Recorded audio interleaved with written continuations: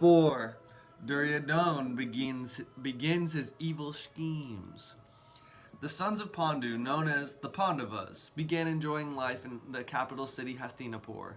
They were raised along with their cousins, who were known as the Kauravas. The Pandavas excelled the Kauravas in all aspects. They were stronger, more skillful, wiser, and much more respectful to their elders. Bhima could wrestle all 100 of his cousin Kauravas at once, and during so, he would boast about his strength, and this enraged Duryodhana to no end, him and his eldest brother Dushashana. They formulated a plan to poison Bhima and tie him up and throw him in the river. One nice day, all the princes headed out to an amazing pleasure house by the river, and were all invited to enjoy a feast. Duryodhana sat next to Bhima and personally served him food he had poisoned. Bhima ate it and felt no immediate effect, even though there was enough poison to kill 100 large men. After the feast, the boys went to the river to sport. Bhima, who stood head and shoulders over his peers, would send anyone flying whom tried to wrestle with him, as he laughed loudly.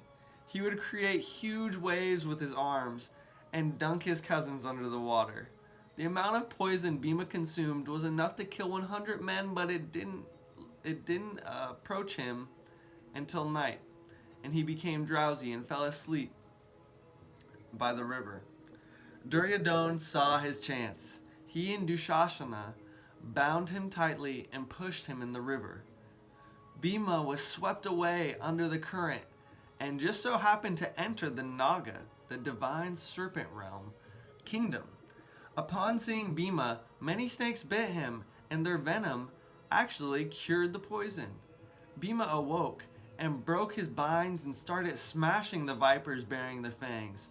The snakes retreated to their king Vasuki, who assumed a human form, and so did Arka, the Naga chief and ancestor of Kunti, Bhima's mother.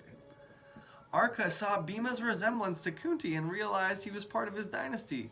The chief embraced him, and with the king decided to offer him their rasa drink. Vasuki agreed and they brought Bhima back to their palace, where he consumed 8 large cups of it, each one in a single gulp. The snakes were stunned. Bhima felt drowsy and was given a place to lay. He slept for 8 days, and on the 9th he awoke with a newfound strength beyond measure. He was told by the Snake King that now he was as strong as 10,000 elephants and could defeat anyone in battle. They offered him some food and a bath and sent him back home. Back home, worry had spread.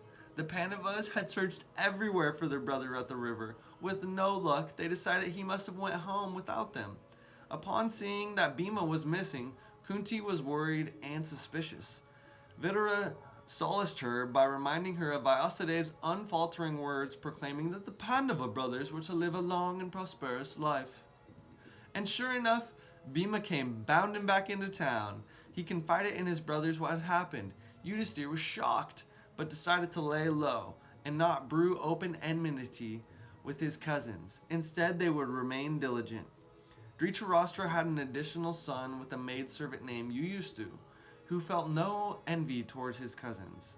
Instead, he warned them that Duryodhana had planned to poison Bhima again. Bhima laughed and accepted the challenge. With his newfound strength, he ate and enjoyed all the food without being the slightest bit bothered. Duryodhana had been thwarted in his first attempts to rid his cousins. Bhishma and Vidura loved having their respectful nephews around. Bhishma began to be a fatherly figure toward them and assigned Kripa to be their martial teacher.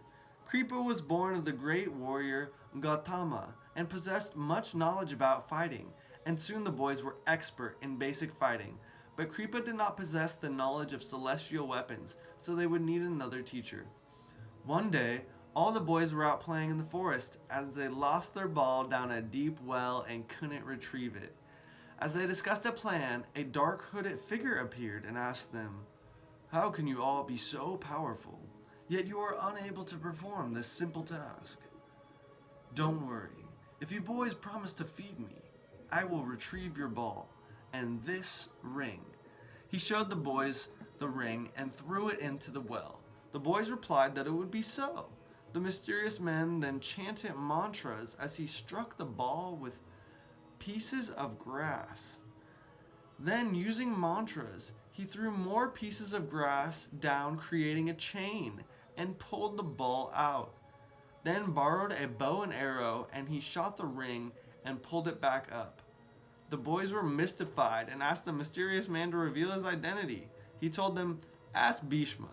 He knows about me." The boys returned home and told Bhishma of the day's events, and he lit up with joy, saying, "Surely this must be Drona, a famed warrior who had Parasurama as his teacher." Drona was summoned to the palace, and Bhishma offered him a position of being the prince's royal teacher. Drona accepted, and he received luxurious accommodations and began residing in Hastinapur. Drona began teaching the boys from dusk till dawn, and word got out, and many other princes were sent to learn from Drona too. Arjuna was his most skilled disciple and was always by Drona's side, making him proud. Even when Drona would try to show favor to his own son Asvatthama, Arjuna would still outdo him. Arjuna learned how to fight on horseback, elephant back, chariots, and even taught himself to fight in the dark. Thus ends Chapter 4